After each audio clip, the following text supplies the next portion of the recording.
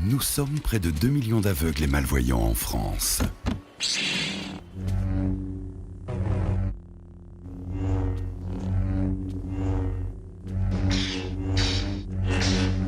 Nous ne voulons pas de super pouvoirs, mais vivre comme des citoyens à part entière. Ensemble, nous avons le pouvoir de changer notre quotidien. Rejoignez-nous sur aveugledefrance.org. Aveugles de France, la citoyenneté, ça nous regarde.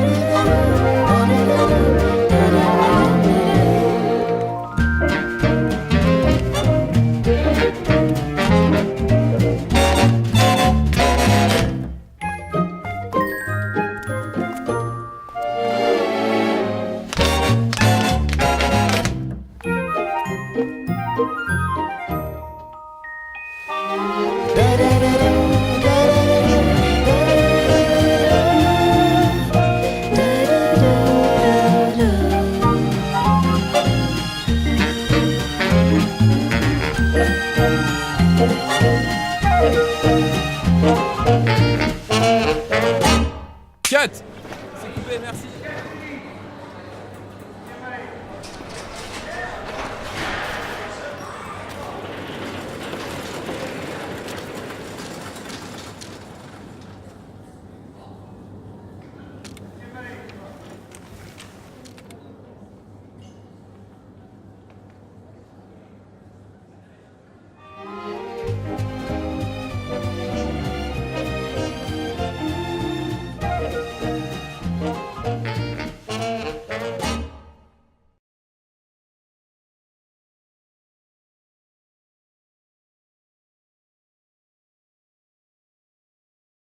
Comme cela vient d'être montré, et comme vous allez pouvoir le constater tout au long de cette soirée, en particulier du feu d'artifice qui va le clôturer, la vision est un bien extrêmement précieux et nous n'en avons pas toujours complètement conscience.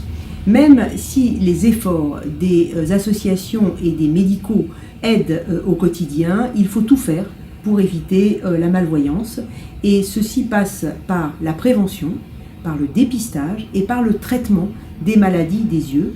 Ceci, c'est le travail des 3 acteurs de la filière de la vision, que sont les ophtalmologistes, les orthoptistes et les opticiens.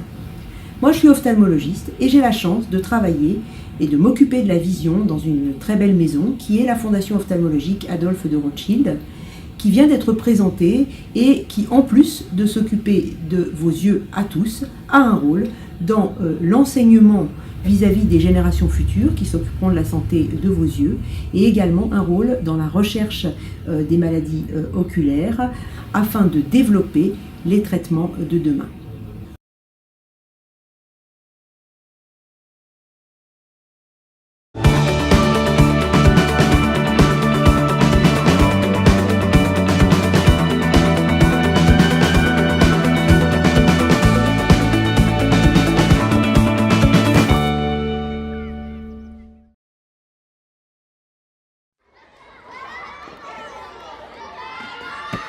Certains enfants restent toujours au bord du terrain.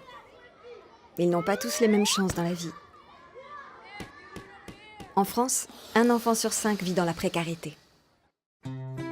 En donnant au Secours catholique, vous permettez à ces enfants de prendre part au jeu. Vous leur offrez la possibilité de se construire par l'accompagnement scolaire, d'avoir des loisirs, de faire des découvertes culturelles, de partir en vacances. Bref, d'avoir une vie d'enfant et un horizon plus large. Secours catholique, qui donne, agit. Il y a une chose que j'oublie pas, c'est qu'il est beaucoup trop tard pour être pessimiste et que agir rend heureux, sincèrement. Nous accueillons au domaine des enfants de tout niveau scolaire pour leur faire découvrir de manière ludique, amusante, en quoi consiste l'engagement pour une meilleure préservation de la planète. Et ça passe notamment par des activités autour de la découverte de la biodiversité, autour de la sensibilisation au gaspillage alimentaire, autour aussi d'ateliers comme de la photo nature par exemple.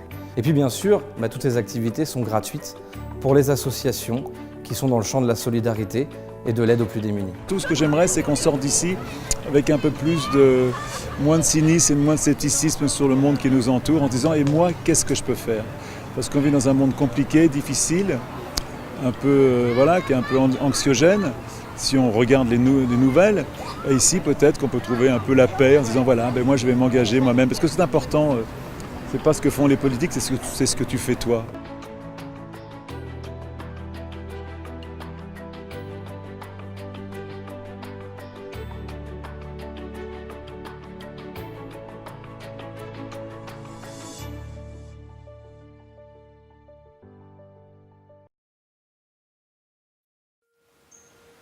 Je suis la forêt tropicale. Je les ai regardés grandir ici. Ils sont partis, mais ils reviennent toujours. Oui, ils reviennent toujours. Pour mes arbres, leur bois, mes plantes, leurs remèdes. Pour ma beauté, leur évasion. J'ai toujours été là pour eux. Et j'ai été plus que généreuse. Parfois, je leur ai tout donné. Perdu maintenant, et à jamais. Mais les humains sont tellement intelligents, de si gros cerveaux et des pouces préhenseurs. Ils savent fabriquer des choses formidables. Désormais, pourquoi aurait-il encore besoin d'une vieille forêt comme moi? La jungle? Les arbres? Eh bien, ils respirent de l'air. Et je produis de l'air. Ont-ils pensé à ça, les humains? Tellement intelligents. Ils trouveront une solution, les humains. Produire de l'air.